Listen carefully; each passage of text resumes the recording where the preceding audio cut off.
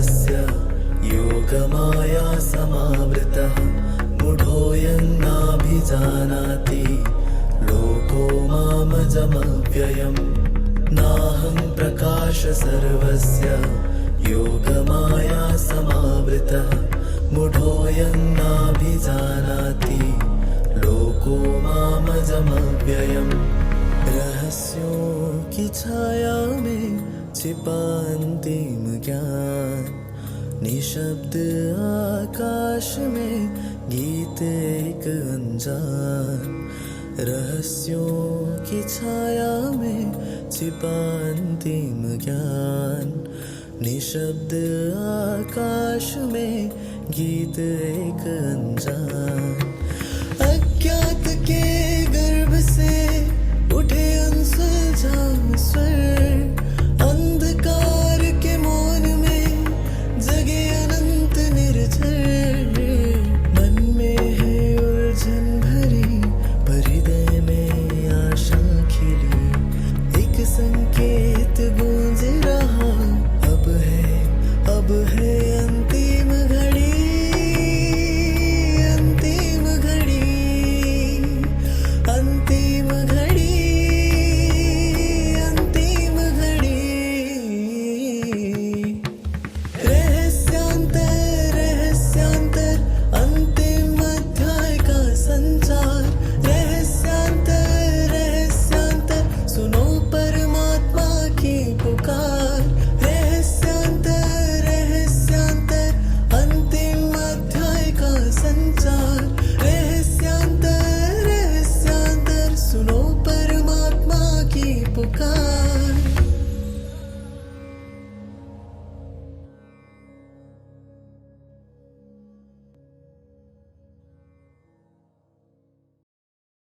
Shanti. New Testament, Bible, Book of John, chapter number 2, verse number 1 to 11. On the third day, a wedding took place at Cana in Galilee. Jesus' mother was there, and Jesus and his disciple had also been invited to the wedding.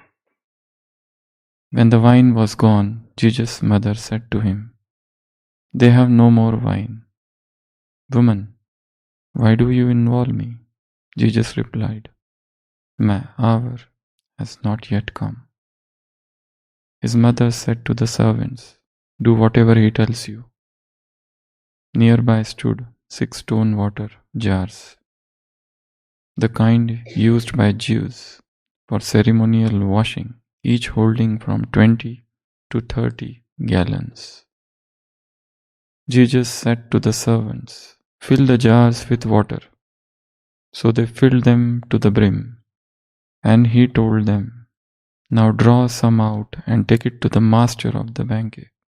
They did so, and the master tasted the water that has been turned into wine. He did not realize where it had come from, though the servants who had drawn the water knew. Then he called the bridegroom aside and said, "Everyone brings out the choice wine first, and then the cheaper wine after the guests have had too much to drink, but you have saved the best till now." What Jesus did here in Cana of Galilee was first of the sign through which he revealed his glory, and his disciple believed in him. ये Bible का एक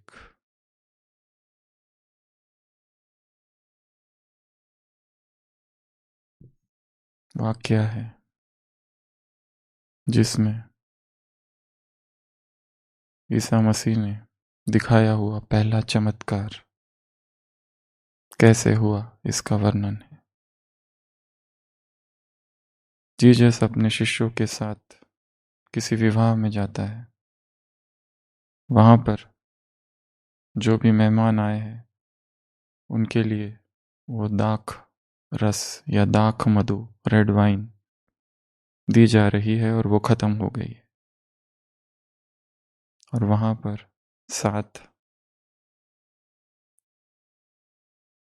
ऐसे बड़े बड़े पानी के jar रखे हुए हैं।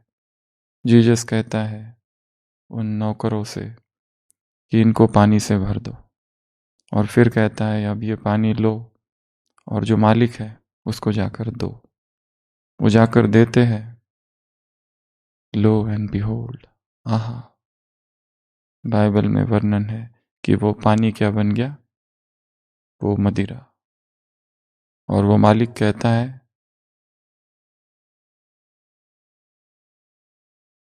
कि तुम बहुत छुपे रुस्तम निकले, उस मेहमान जिन्होंने शादी आयोजित की थी, कि पहले पहले हमको सस्ती वाली दारू पिलाई और अभी महंगी वाली दे रहे हो।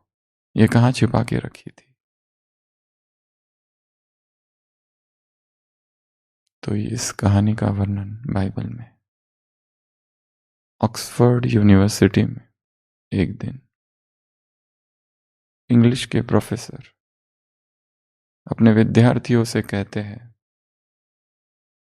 आज आपको जीसस क्राइस्ट के जीवन का ये जो इवेंट है इसके विषय में एक एसे लिखना है। समय है 2 घंटे का। सभी स्टूडेंट्स जो होते हैं लिखना चालू कर देते हैं। लिखने लगते हैं, लिखने लगते हैं, लिखने लगते हैं। उसमें एक युवक होता है जो खाली बैठा रहता है, कुछ भी नहीं लिखता।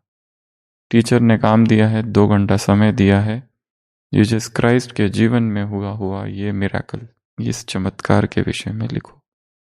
वो कुछ नहीं लिखता है, 2 घंटा तक बैठा रहता है। और जब टीचर आता है पेपर कलेक्ट करने, वो केवल एक ही लाइन लिखता है बस।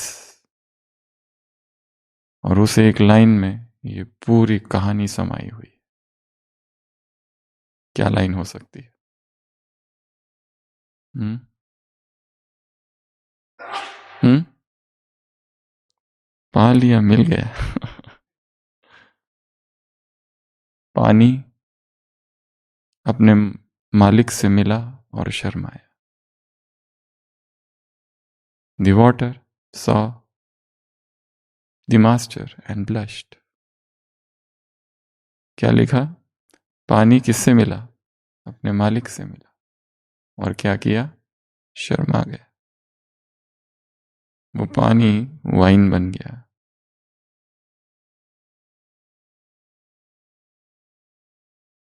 यूरोप में हुआ एक महान कवि लॉर्ड बायरन, उसके जीवन की ये कहानी है जब वो युवक था।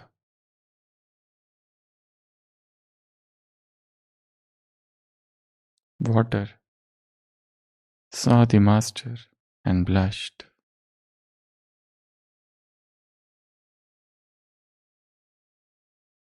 स्नेह भरे शब्द, सार गर्भित शब्द,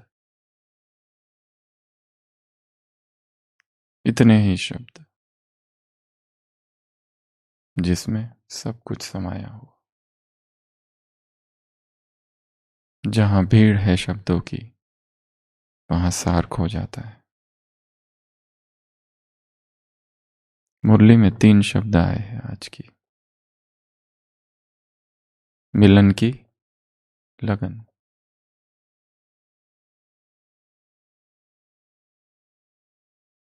दूसरा धैर्य का फल, और तीसरा स्नेह के संकल्प।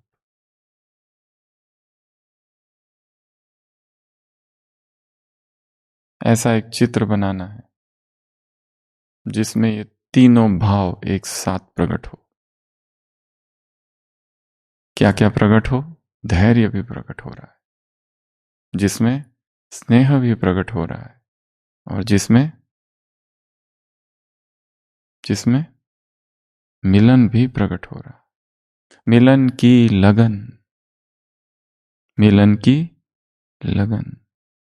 प्रेम की 3 अवस्थाएं हैं, या 3 अर्थों में प्रेम परिभाषित होता है संसार में। पहला, फॉलिंग इन लव, कहते हैं ना, प्रेम में पड़ना। दूसरा बीइंग इन लव, और तीसरा बीइंग लव। पहला प्रेम में पड़ना या प्रेम में गिरना, दूसरा प्रेम में होना, और तीसरा प्रेम ही हो जाना।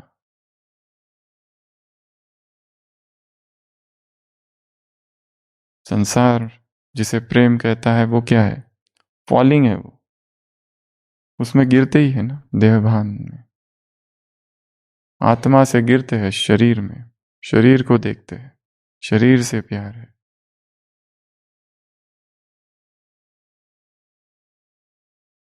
कहते प्रेम है पर छिपी वासना है।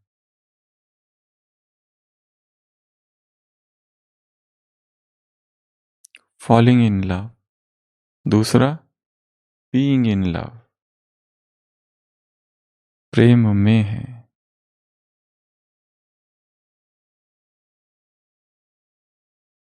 परंतु प्रेम की सर्वोच्च परिभाषा है क्या हो जाना? प्रेम ही हो जाना। Being love, being in love नहीं। फिर वो इससे लव तो उससे नहीं लव। बीइंग लव, जैसे सूरज कोई भेदभाव नहीं करता। ये बंजर जमीन, ये हरी भरी जमीन, उसे उसमें कोई पक्षपात नहीं है, कोई फेवरेटिज्म नहीं, कोई प्रेजुडिस नहीं, कोई बायस नहीं, कोई पूर्वाग्रह नहीं। सबके लिए वो कैसा है? समान।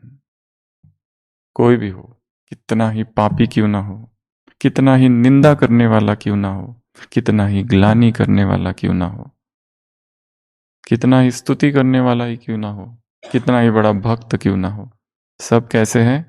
समान है। क्योंकि हृदय में करुणा है, हृदय में मर्सी है, सब परवश है, वशीभूत है। वशीकरण मंत्र देने वाले हो तुम। अभी अभी मुरली में आया था ना, मर्सीफुल। वशीभूत होने वाले नहीं, वशीकरण मंत्र देने वाले। जानता है सब अपने अपने संस्कारों के अधीन है। वो घृणा के नहीं, क्षमा के पात्र है। अपने आप को इतना ऊंचा उठा दो, इतना ऊंचा उठा दो कि यहां की कोई भी बात हमें स्पर्श ही ना करे। क्योंकि आत्माएं जो कुछ कर रही है वो उनके भीतर छिपा हुआ दर्द है।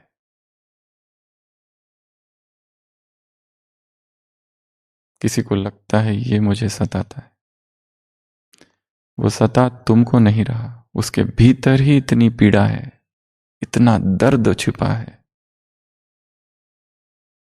उस दर्द से मुक्त होने का वो एक असफल प्रयास मात्र है, और कुछ नहीं।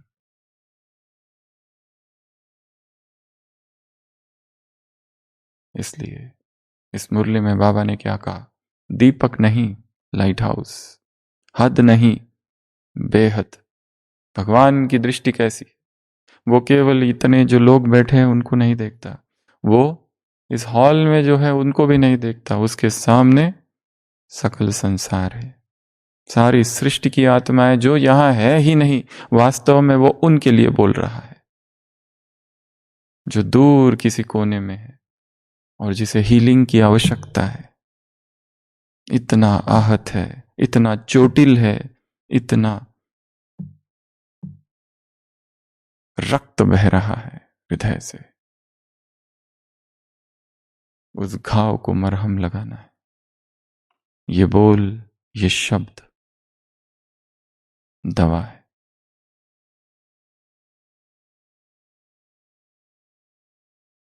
उस रुग्ण चित्त के लिए। तो आज की अव्यक्त वाणी जो मुरली का ऑफिशियल ऐप है, उसमें जो कल की मुरली है वही आज की मुरली दी हुई है, डबल। तो इस मुरली के लिए किताब या तो पढ़नी पड़ेगी या तो लोहार की जो वेबसाइट है उसमें करेक्ट दी हुई। बाकी जो हमारी ऑफिशियल वेबसाइट है मधुबन की, ब्रह्मा कुमारी की, उसमें जो कल की मुरली है 20 तारीख की, वही 22 तारीख की दी है, तो कंफ्यूज नहीं होना है। तो सबसे पहला काम कौन सा है आज का? एक ऐसा चित्र जो यहां दिखाया गया है। एक व्यक्ति है, सीढ़ियां है, और जो प्रकाश की ओर, शिव बाबा की ओर चल रहा है। इसमें क्या क्या तीनों बातें दर्शाई है। पहला, स्नेह का संकल्प है। दूसरा, धैर्य, बहुत धीरज का मार्ग है ये, कठिन मार्ग भी है। प्रेम पंथ ऐसो कठिन, सब कोई निभवत नाही। वो दोहा है ना, रहीमन मैन तुरुंग चढ़ी, चली वो पावक माही। रहीम का जो मन है वो कैसा है? घोड़े की तरह है। और वो घोड़ा किसका बना हुआ है? मोम का बना हुआ घोड़ा है। और चल किस में से रहा है? आग से। एक घोड़ा जो मोम का बना हुआ है और उसको जाना किससे है? आग से गुजरना है। आग के जंगल से प्रेम पंथ ऐसो कठिन। प्रेम का ये जो पंथ है ऐसा कठिन है, जहां मन जो है वो घोड़ा है और जो मोम का बना हुआ है, और उसको इस संसार की आग से, इस संसार की माया से गुजरना है। सब कोई निभवत नाही। कैसे निभा पाएगा? हजारों को बुलाया जाता है, केवल एक पहुंचता है। Thousands were called and we only reached. Not everyone who cometh and saith, Lord, Lord, but he that doeth the will of my Father shall enter the kingdom of God. हर एक नहीं जो केवल चिल्लाता है, प्रभु हे प्रभु हे प्रभु, वो सब नहीं। केवल वो जो मेरे पिता के मत पर चलेगा, मेरे स्वर्ग के पिता के स्वर्ग के राज्य में प्रवेश करेगा। केवल कहने से कुछ नहीं होता है, केवल चिल्लाने से कुछ नहीं होता है। जो आगे आगे करते हैं, जो दिखावा करते हैं, the first shall be the last and the last shall be the first in my kingdom. जो दिखाई दे रहा है यहां सबसे आगे है, वो मेरे राज्य में सबसे पीछे होंगे।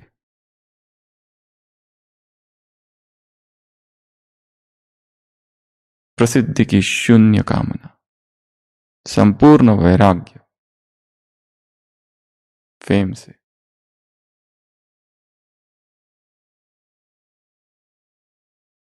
तो ऐसा चित्र जिसमें स्नेह भी है, जिसमें धैर्य भी है, और तीसरा जिसमें मिलन की आश है, मिलन की लगन है। जैसे वो चातक पक्षी, वो चातक पक्षी, पानी सब तरफ है परंतु वो नहीं पीता, क्योंकि आस है केवल उस पानी की। ऐसा एक मिथक पक्षी है, माइथोलॉजिकल पक्षी। कहा जाता है शायद ऐसा कोई पक्षी होगा जो केवल बारिश की बूंदे ही पीता है, उसे और कुछ भी पसंद नहीं। Vanity of vanity, all is vanity. ये संसार मुझे चाहिए ही नहीं।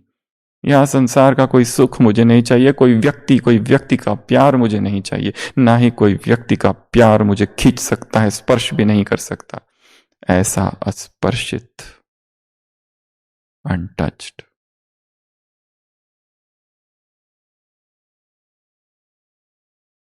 ऐसा एक चित्र, ये चित्र उदाहरण मात्र है, कोई दूसरा चित्र बनाना है, सोचना है। जो कवि होता है ना, जो लेखक होता है, जो गीतकार होता है, जो स्क्रिप्ट राइटर होते हैं, क्या करते हैं? मौन में चले जाते हैं, एकांत में चले जाते हैं, चुपचाप इस संसार से दूर। क्योंकि जब तक संसार बुद्धि में बैठा है तब तक नवीनता स्पर्श नहीं करती। जब भी देखो कोई नवीनता दिखाई दे रही है, समझना मेहनत बहुत की है। To speak one living line takes an year.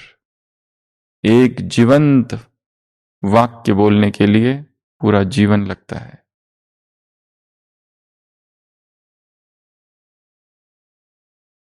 कालजयी रचना बनानी है। तो ऐसा मौन और ऐसा एकांत लगेगा।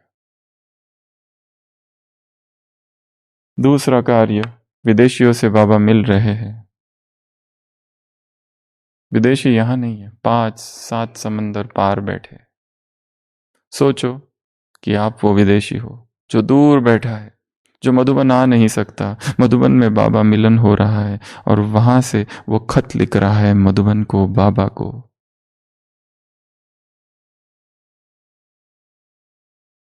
दिल की दवात में कलम डुबो के बाबा तुझे मैं खत लिखता हूं।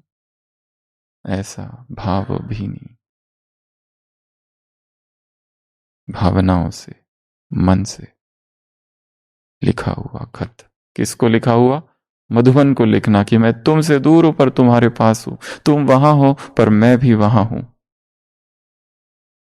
कितनी अव्यक्त वाणी है जिसमें बाबा कहते हैं, आज बाबा किसको देख रहे? डबल सभा को देख रहे। आज बाबा दो प्रकार के बच्चों को देख रहे, एक साकारी एक आकारी। जो यहां है ही नहीं उनको याद कर रहा है वो, क्योंकि दिल से यहां है। यह सौदा दिल का है, मुख का नहीं। यह सौदा मन का है, शरीर का नहीं। ऐसा एक छोटा सा खत लिखना है, और खत कैसा हो? बहुत छोटा। Water looked at the master and blushed. बस इतना छोटी सी लाइन लिख दी उस बालक ने, उस युवक ने, और उसमें सब कुछ समा गया। एक छोटा सा वाक्य है ये, परंतु अंग्रेजी साहित्य में महावाक्य के रूप में गिना जाता है।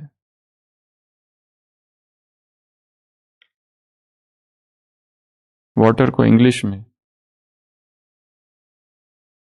फेमिनाइन जेंडर के रूप में प्रयोग किया जाता है कविता में। The water looked at her master and she blushed.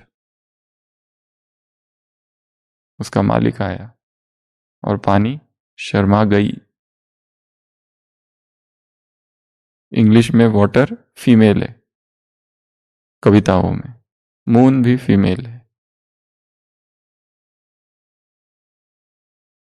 तो ऐसी कालजयी रचनाओं का अगर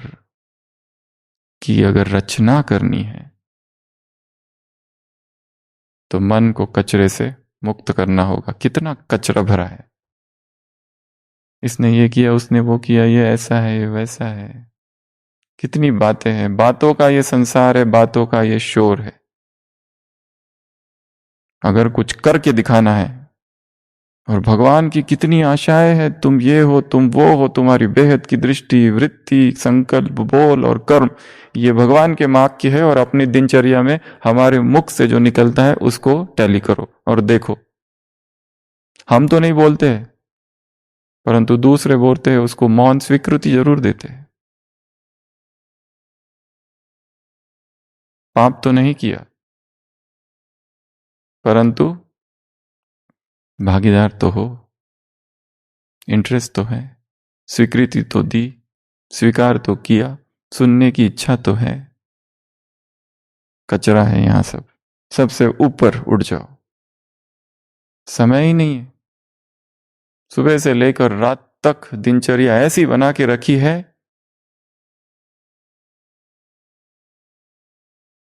एक सेकंड की छूट, कल्प कल्प की टूट।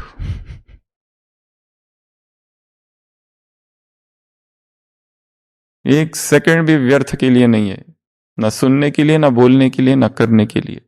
निरंतर रचनात्मक कार्य में चेतना लगी हुई है, निरंतर महान संकल्प रचने के लिए तत्पर है। कैसे महान संकल्प रचे जाए, कैसे इस जगत का कल्याण किया जाए, निरंतर यही विचार है। कहां फंसे छोटी छोटी बातों में, हदों में। क्या कहते बाबा? एक शब्द प्रयोग करते साकार मुरली में, र से। कौन सा? छोटी छोटी बातों के लिए, पैसों के लिए, रेजगिरी, रेजगारी। कहां फंसे छोटे चिल्लर? कौन सा व्यापार कर रहे हो? ये छोटा छोटा रिटेल या फिर होलसेल। ये कचरा, कचरे में जाओगे तो कचरा लगेगा ही। काजल की कोठरी में दाग, दाग लागे ही लागे रे। घुसना ही नहीं है, जाना ही नहीं है, सुनना ही नहीं है, बोलना ही नहीं है। ऊपर।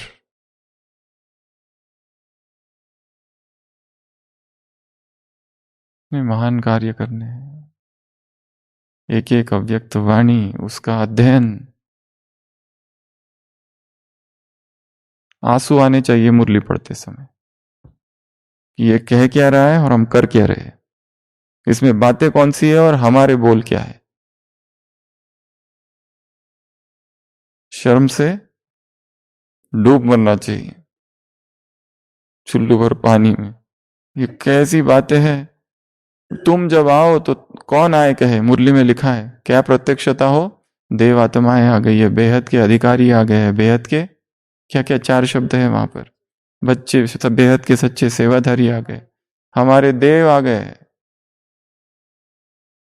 और देव किस में लगे हुए, भालू दिखा कि नहीं दिखा, आज भोजन में क्या बना, इसने ये किया उसने वो किया, ये बहन ऐसी है भाई वैसा है।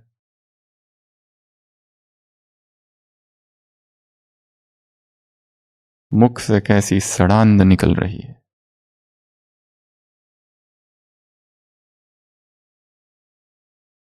तो एक खत, और खत के शब्द जितना कम शब्द लिखने हैं उतना अधिक चिंतन चाहिए। वर्बल डायरिया बहुत आसान है, ढेर सारा लिख दो, 10 पेज। टीचर पढ़ता है बाबा क्या कहते हैं, लेटर कैसा लिखो बाबा को, ओके बस, ज्यादा नहीं लिखो, यहां पढ़ने के लिए टाइम नहीं है।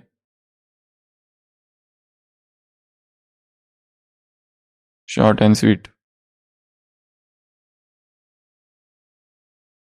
कैसे हो, सब ठीक है, बस। कितना अच्छा लगता है। और कोई कहे टाइम है क्या, सुनाता हूं, और जो चालू करता है बचपन से। कई लोग आते हैं ओपीडी में, तकलीफ क्या है पूछने के बाद बचपन से कहानी चालू करते। वो सब छोड़ो, अभी क्या हो रहा है बताओ। वो नहीं, फिर बचपन में ऐसा हो गया था, फिर वैसा हुआ था, फिर वो किया, फिर माता जी ऐसी थी, फिर पिताजी ऐसे थे, फिर हॉस्टल में गए, वहां ये हुआ वो हुआ।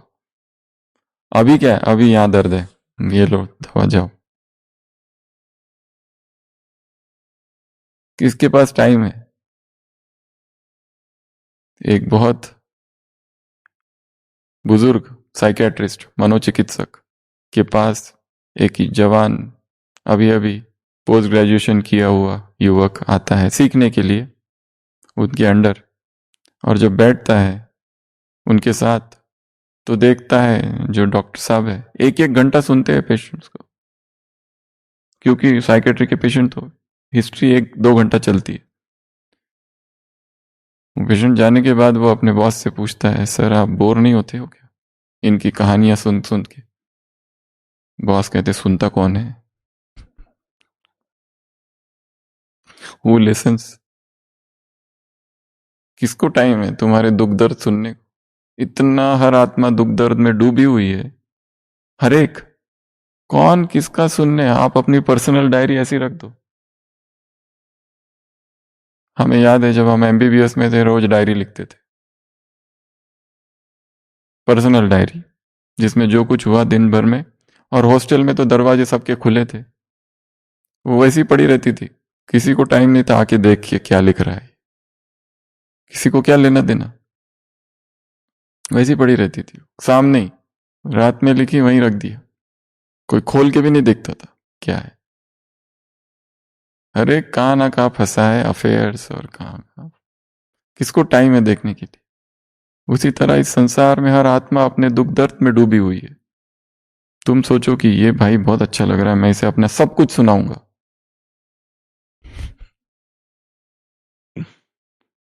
तुम जब सुना रहे हो वो सोच रहा है अभी इसका कब पूरा होगा और आज मुझे क्या करना है। वो अपने क्लास की पॉइंट सोच रहा है या अपने ज्ञान की कोई पॉइंट सोच रहा है, एक हाथ थोड़ा बहुत पकड़ लिया बस। तो ये आज का दूसरा कार्य, एकदम कम शब्दों में खत लिखना है बाबा को, मधुबन को। कैसे मिस कर रहे हैं, कैसी लगन है। तीसरा कार्य आज का, बाबा मुझे कैसा देखना चाहता है उसकी चेकलिस्ट, 1 2 3 4 5 6 7, 7 बातें लिखनी है। वो सब मत लिखना, कर्मातीत, बाप समान, संपूर्ण, समान, लक्ष्मी नारायण, फरिश्ता, कर्मातीत, और क्या, निर्विघ्न, व्यर्थ से मुक्त, ये सब मत लिखना। संपन्न, संपूर्ण, बाप समान, फरिश्ता, कर्मातीत, व्यर्थ से मुक्त, इच्छा मात्रम अविद्या, नष्टो मोहा, स्मृतिर्लब्धा, ये सब छोड़ के जो मेन है वो 5 स्वरूपों का, ये सब कुछ भी नहीं लिखना। फरिश्ता, देवता,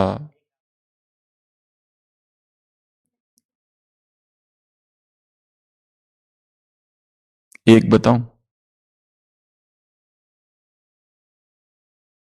तुम्हारे वाइब्रेशंस आत्माओं के डीएनए को चेंज कर दे।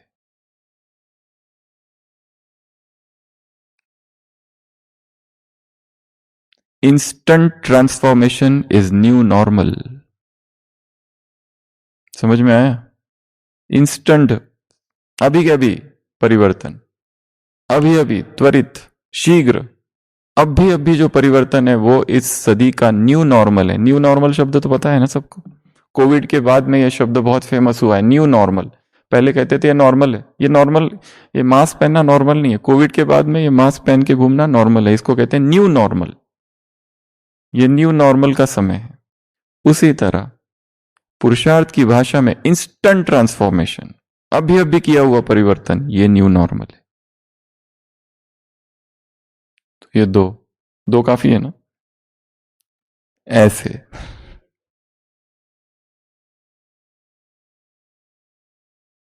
फॉलिंग इन लव, प्रेम में गिरना। बीइंग इन लव, प्रेम में होना। बीइंग लव, प्रेम हो जाना, प्रेममय हो जाना, प्रेम पूर्वक हो जाना, प्रेम ही हो जाना, प्रेम का अवतार बन जाना, जीवंत प्रेम हो जाना, चलता फिरता प्रेम बन जाना। जीवंत प्रेम, जागृत प्रेम, प्रेम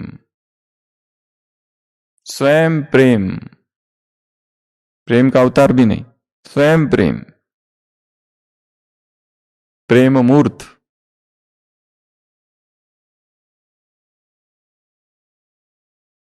फिर इससे उससे प्रेम की बात ही नहीं है। इससे कम, उससे ज्यादा, इससे और।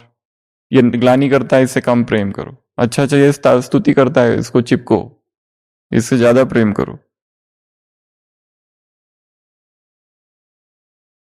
क्योंकि जो स्तुति कर रहा है वो हमारी स्तुति नहीं कर रहा है, वो अपने मन की दशा दर्शा रहा है। जो निंदा कर रहा है वो हमारी निंदा से उसका कोई संबंध ही नहीं है, उसके भीतर का दर्द है। जो खुशी, जो स्तुति कर रहा है उसके अंदर की वो खुशी है जो बाहर निकल रही है। बाबा ने कहा फरिश्ता बनो, फरिश्ता देखो, हो सकता है वो खुद ही फरिश्ता है, इतनी ऊंची अवस्था में है कि उसके मुख से अपने आप ही स्तुति ही निकलती है, जबकि हमको भी पता है उस स्तुति के हम दूर दूर तक लायक नहीं है। फिर भी उनकी खुशी के लिए हम भी खुश हैं, इसलिए ठीक है, कर लो तारीफ, पहना दो हारा है, माला है, जो बोलना है बोल लो, उससे हमारा दूर दूर तक कोई संबंध ही नहीं है। तो आज का तीसरा कार्य क्या है? बाबा मुझे क्या देखना चाहता है, कैसे देखना चाहता है? मुरली में आया है तुम्हारे वाइब्रेशंस और तुम्हारी दृष्टि। क्या है मुरली में?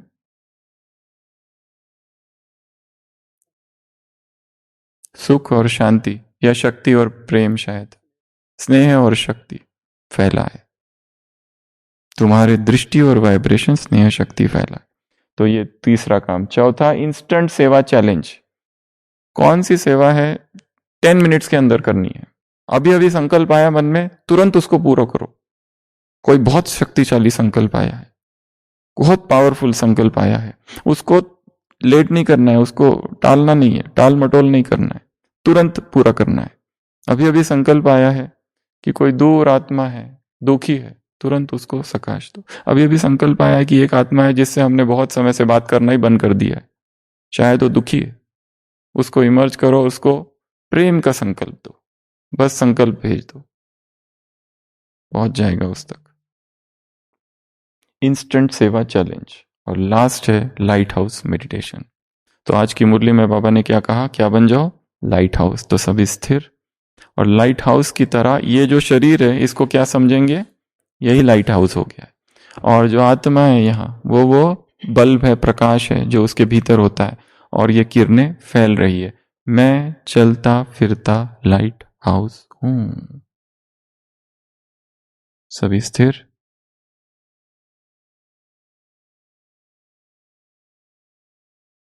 ओम शांति। ये देह एक प्रकाश स्तंभ बन चुका है। मेरी ये काया आलोक से भर गई है। मैं अचल अडोल स्थिर अकंप एक लाइट हाउस हूं।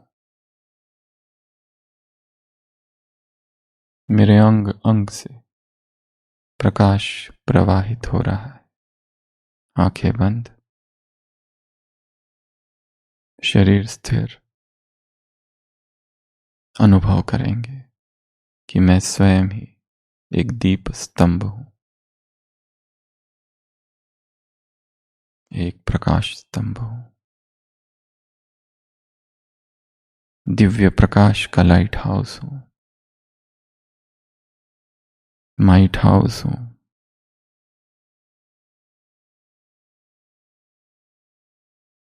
मेरा प्रत्येक संकल्प चारों ओर उजियारा फैला रहा है।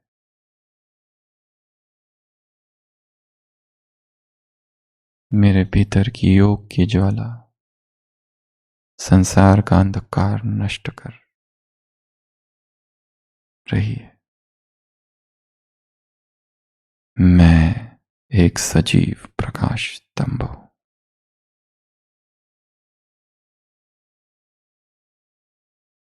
तूफानों में भी जलता हुआ मैं दीप स्तंभ हूं।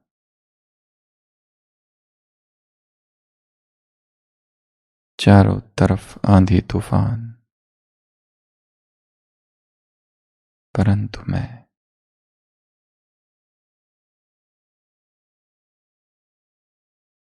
स्थिर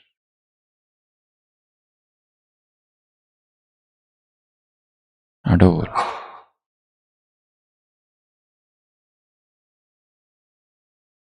दिव्य चेतना का सजीव स्रोत हूं।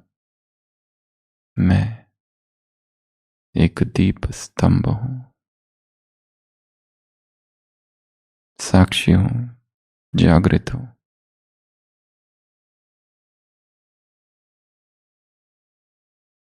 स्वर्णिम युग की सुबह का सूरज हूं।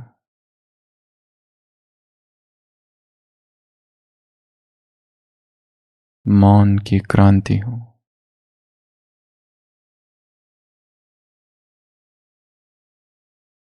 दिव्य सितारा हूं। मेरा प्रकाश दूर दूर तक फैल रहा है। पीड़ित आत्माएं, दुखी आत्माएं, जो आत्माएं दर्द में है, उन्हें राहत दे रहा हूं।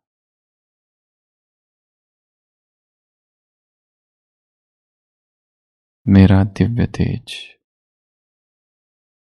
मेरी दिव्य तरंगे प्रकाश दूत है। चारों तरफ यह दिव्य रश्मियां फैल रही है। मैं सजीव प्रेरणा हूं। अनुभव करेंगे।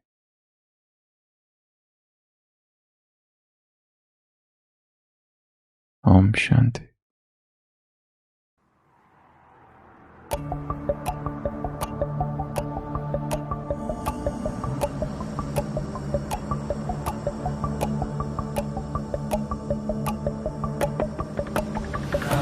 प्रकाश सर्वस्य योगमाया समावृतः मूढोऽयं नाभिजानाति योगो मामजमव्ययम् रहस्यान्तरहस्यान्तरन्तिमध्यायिका सञ्च